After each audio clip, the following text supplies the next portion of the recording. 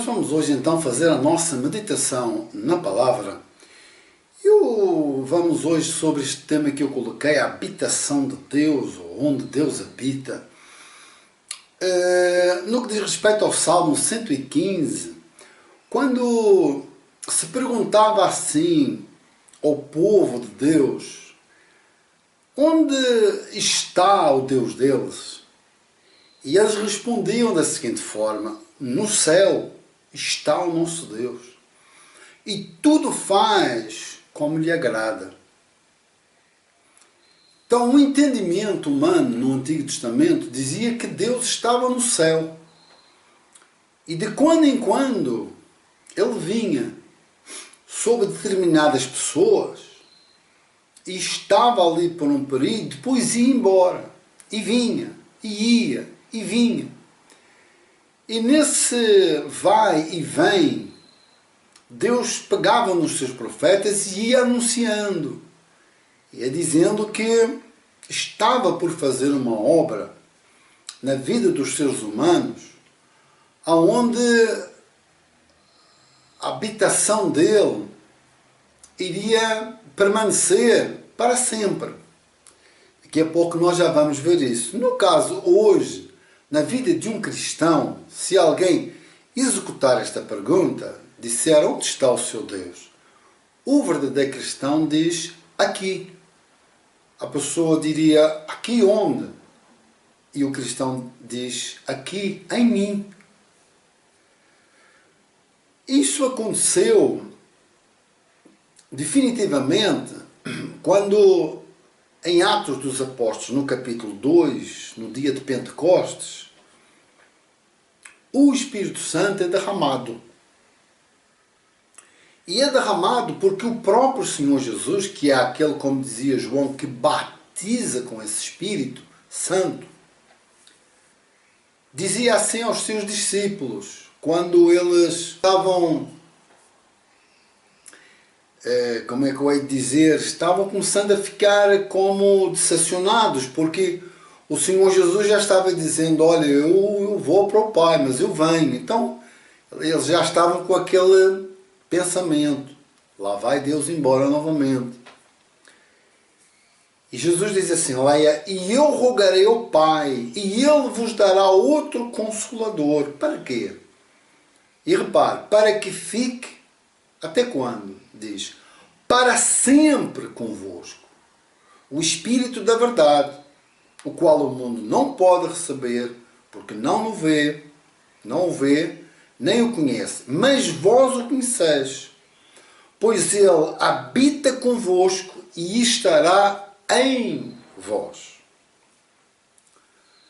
Então, os discípulos, que já estavam ficando aborrecidos com aquela conversa, que iria para o Pai, essa coisa toda, porque assim, eles tinham essa ideia do Antigo Testamento, um Deus que vinha, mas ia. Por exemplo, o rei Davi disse isso, lá no Salmo 51, ele diz, não me expulses da tua presença, e agora veja, nem tires de mim o teu Santo Espírito. Porquê? Porque ele viu o Espírito do Senhor se retirar de Saul. Ele assistiu a isso, e ele falou isso, ele orou assim, Senhor, não retires de mim o teu Espírito.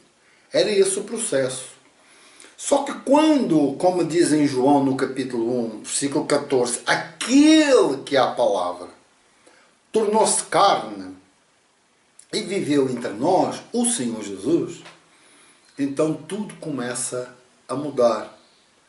E Jesus, quando diz assim, lá também em João 14, não se turbe o vosso coração. Crede em Deus, crede também em mim. Na casa de meu Pai há muitas moradas. Se não fosse assim, eu vos teria dito, pois vou preparar lugar. E se eu for e vos preparar lugar, virei outra vez e vos levarei para mim, para que onde eu estiver, estejais vós também. É aqui neste ponto que ele diz, a casa de meu Pai. Ora, está dizendo que vai embora. Só que a casa de meu Pai para um judeu, nesta época, era o templo. A casa de meu pai, por exemplo, um judeu ouvindo estas palavras voltado para o templo, dizia: a casa do meu pai é o templo.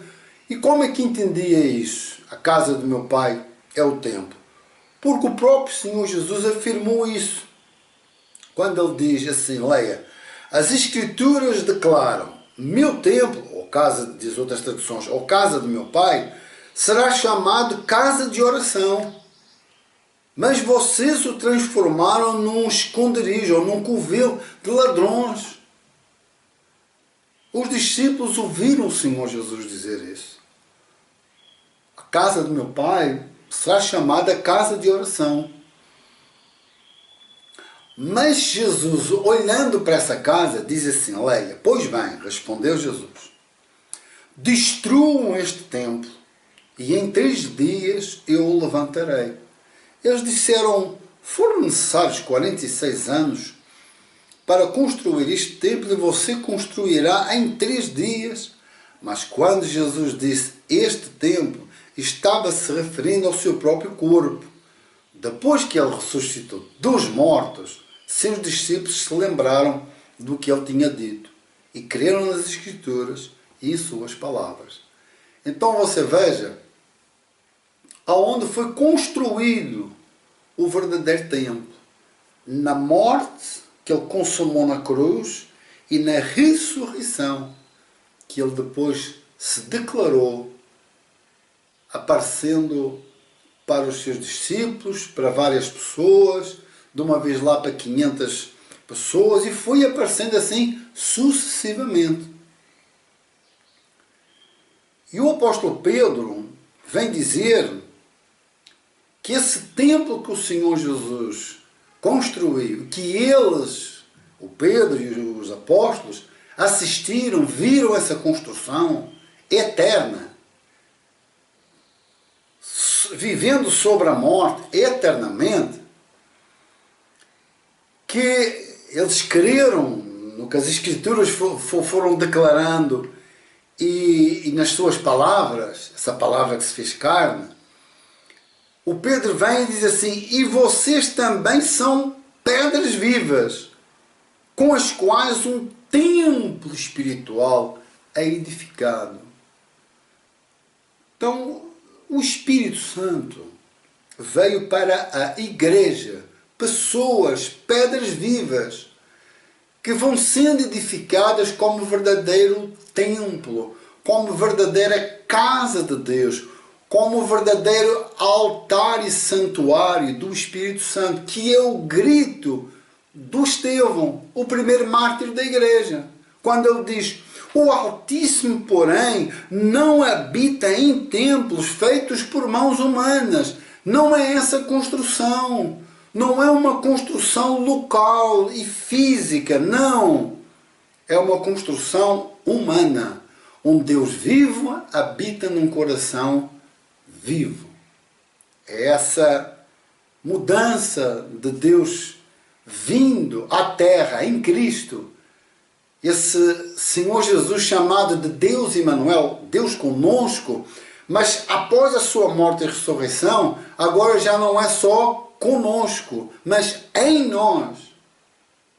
E isso aconteceu, repito, com a descida do Espírito Santo. Quando eles estão no cenáculo, cerca de 40 dias depois da sua ressurreição, depois da sua ascensão, e então eles recebem esse Espírito, que depois foi sendo derramado, não somente nos judeus, como nos gentios e em toda a carne, todas as pessoas. Jesus disse assim: se me amardes, ele estava dizendo isso aos discípulos, obedecereis aos meus mandamentos, e eu rogarei ao Pai, e Ele vos dará outro Consolador, para que fique, olhe novamente aqui, para sempre, o Espírito da verdade, o qual o mundo não pode receber, porque não o vê nem o conhece, mas vós o conheceis. Porquê? Pois Ele habita convosco e estará em vós.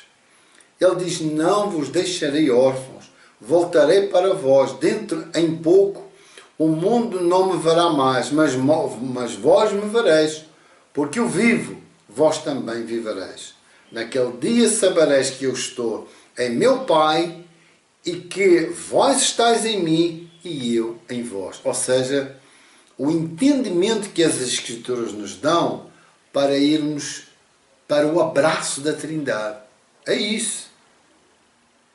Ele ainda diz assim, veja no versículo 23, se alguém me amar, obedecerá a minha palavra, e meu Pai o amará, e viremos para a quem? E viremos a Ele, e faremos nele o quê? Olha a morada. Olha a morada de Deus, aonde Ele quer viver, aonde Ele quer habitar, é no coração humano. O apóstolo Paulo diz assim, leia, porque assim como o corpo é uma só unidade e tem muitos membros, e todos os membros do corpo, ainda que muitos, formam só corpo, assim também acontece com relação a Cristo, pois todos fomos batizados por um só Espírito. Para quê? Para ser um só corpo, quer judeus, quer gregos, quer escravos, quer livres, e todos nós foi dados de beber de um Espírito, de um só Espírito. Sempre você vai percebendo que a vontade deste Pai foi sempre viver no coração humano. Ou seja, o homem desistiu de Deus, quis ser independente, mas Deus nunca desistiu do homem. Deus nunca, jamais deixou a intenção de viver não apenas com o homem, mas no homem. Aquele que Ele soprou em suas narinas o fôlego da vida. Diz assim, Cristo, lá em Gálatas, isso para se cumprir aqui o que eu vou ler, é para se cumprir aquela tal promessa que Deus fez a Abraão, sai da tua terra, da tua parentela, engrandecerei o teu nome, serás grande, pai de uma grande nação. Depois ele diz, em ti serão benditas todas as famílias da terra, elas vão ser abençoadas por meio de ti. E Gálatas diz, Cristo nos redimiu da maldição da lei, quando se tornou maldição em nosso lugar, pois está escrito, maldito todo aquele que for pendurado no madeiro. Isso para que em Cristo Jesus, veja bem, a bênção de Abraão chegasse a todos os gentios, quer dizer, a todas as famílias da terra, para que recebêssemos a promessa do Espírito mediante a fé. Sabe, eu estava vendo ainda há pouco aqui, passando os olhos, refletindo, meditando na palavra, e lá em Ezequiel, como também Jeremias fala, mas eu vou ler Ezequiel, diz assim, isso Deus usando os profetas para falar nesta obra que em Cristo Ele executa, diz, também vos darei um coração novo e porei um espírito novo dentro de vós. Tirarei de vós o coração de pedra e vos darei um coração de carne. E agora veja, também porei o meu espírito dentro de vós e farei com que andeis nos meus estatutos e obedecereis aos meus mandamentos e os praticareis. Ou seja, veja, Deus falando, olha, eu vou fazer uma mudança radical no vosso íntimo. Ou seja, depois que Deus se manifesta escancaradamente em Cristo, a ponto do próprio Senhor Jesus dizer, quando Filipe diz, mostra-nos o Pai, ele diz, Filipe, toda hora estou convosco, tu pedes para mostrar o Pai, quem me vê a mim, vê o Pai, vê aquele que me enviou. Está escancarado, está exposto. O Pai se expôs. Ele nunca foi visto em figura humana, mas em Cristo Ele apareceu completamente. Então é esta visão, é este entendimento que as Escrituras nos dão. E por outro lado, a importância e o valor das Escrituras, delas nos revelarem esta compreensão. Você pode ver também, por outro lado, outro pormenor, que quando o Senhor Jesus aparece aos seus discípulos, depois que ressuscitou, diz que então lhes abriu o entendimento. O Senhor Jesus abriu o entendimento depois de estar ressuscitado. Tipo assim, eu sei que é difícil de entrar na vossa cabeça, mas eu vou abrir o entendimento, eu vou colocar o entendimento certo, o raciocínio, a compreensão correta, a visão certa.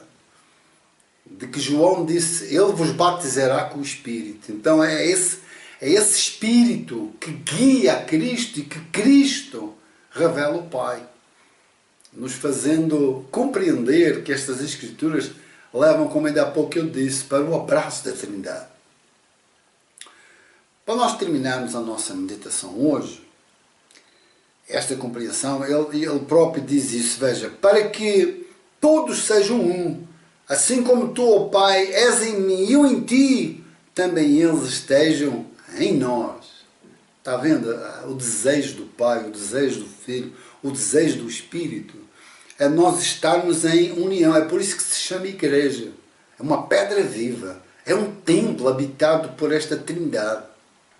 Agora me alegro nos meus sofrimentos por vós e completo no meu corpo, diz o apóstolo Paulo, o que resta do sofrimento de Cristo, por amor do seu corpo, que é a igreja, do qual me tornei ministro segundo o chamado de Deus, que me foi concedido para convosco, a fim de tornar plenamente conhecida a palavra de Deus. Bem, a fim de que seja conhecido para convosco plenamente a palavra de Deus. Que palavra é essa? E agora leia. O mistério que esteve oculto durante séculos e gerações, mas que agora foi manifesto aos seus santos e a quem Deus, entre os gentios, quis dar a conhecer as riquezas da glória deste mistério, a saber, Cristo em vós, a esperança da glória. Então este Cristo em mim e em você é a esperança da glória. É esse mistério que esteve em oculto e que Jesus escancarou, e hoje esse Espírito procura o meu, o seu, o nosso coração, para que a gente diariamente tenha este gozo, tenha esta necessidade espiritual de nos alimentarmos de tais verdades. Tomarmos conhecimento deste Espírito que, uma vez em nós, é o penhor, é a garantia, é o selo da própria eternidade. É essa eternidade dentro de mim e de si, trabalhar na nossa vida. O próprio Deus dentro da minha e da sua vida. E para nós então agora terminarmos mesmo, eu queria só frisar o seguinte, que este Espírito testifica ou testemunha ao nosso espírito que nós somos seus filhos. Sabe, se você disser assim, o Senhor Jesus virá, vamos entender, o Senhor Jesus já veio. Em Atos 2, o Espírito Santo, o Senhor Jesus veio com o Pai e através do seu Espírito habitar na vida do ser humano. O que está agora faltando é consumar a obra que ele começou, é dar o ponto final, é consumar a redenção. O apóstolo Paulo diz aos Filipenses, e estou bem certo disto, aquele que começou a boa obra em vós, irá aperfeiçoá-la, agora veja, até o dia de Cristo Jesus. Que dia é este? É o dia que ele vai consumar. Agora, o importante, amigo, amiga, é que este Espírito Santo, que é derramado através do Senhor Jesus, no meu e no seu coração, ele faz com que esta vida passa a ter sentido e significado completo. Por isso é que diz lá, sem Ele, nada do que foi feito se fez. Ou seja, Ele é a fonte da existência. Então, quando eu e você somos habitados por este Espírito, não importa aonde você está, como você está, quem você é, o Espírito Santo leva você para o abraço de Cristo e desse Pai que nos amou incondicionalmente e quer hoje, na minha e na sua vida, nos dar este gozo da salvação, nos dar esta segurança, nos levar às Escrituras e diz, você está vendo, fulano, fulana, é para sempre. Eu não venho agora e daqui a pouco, eu agora estou, daqui a pouco não estou. A gente vê por aí pessoas, umas arrogantes, outras frustradas, uma que nunca recebeu o Espírito, outra que tem o Espírito cheio de poder, tem mais poder que os outros. Não é nada disso, nada, vezes nada. Você pode ver, o Espírito, a pedra espiritual que alimentava o povo de Israel no deserto era Cristo. Essa era a pedra que dava de beber espiritual. Agora, a grande maioria, Deus não se agradou, mas que Deus veio sobre todos, veio, olha lá, isso Ele vem mesmo. Ele não faz exceção de pessoas. Você pode ver que o apóstolo Pedro teve que se justificar diante dos demais discípulos judeus acerca do batismo no Espírito Santo na casa de Cornélio, que eram gentios. Deu um problemão. Ele disse, não, calma, eu vou explicar. E ele explicou minuciosamente o acontecimento. Aí eles falaram, bem, então nós vemos que afinal esse dom do Espírito Santo, Deus do jeito que nos deu, também deu a toda a gente. A pessoa tem que se arrepender dos seus pecados e realmente se entregar aos pés de Cristo. É isso. Então, amigo, amigas, fico por aqui. É um assunto que eu quero aprofundar, desenvolver mais um pouco. E tem muito que se lhe diga no que diz respeito aos acontecimentos depois que o Espírito Santo é derramado, não somente no povo judeu, mas em todas as famílias da terra. Despeço-me assim, um forte abraço, que o Espírito Santo lhe enche o coração e lhe guie a toda a verdade na pessoa de Cristo. Um forte abraço, até a próxima.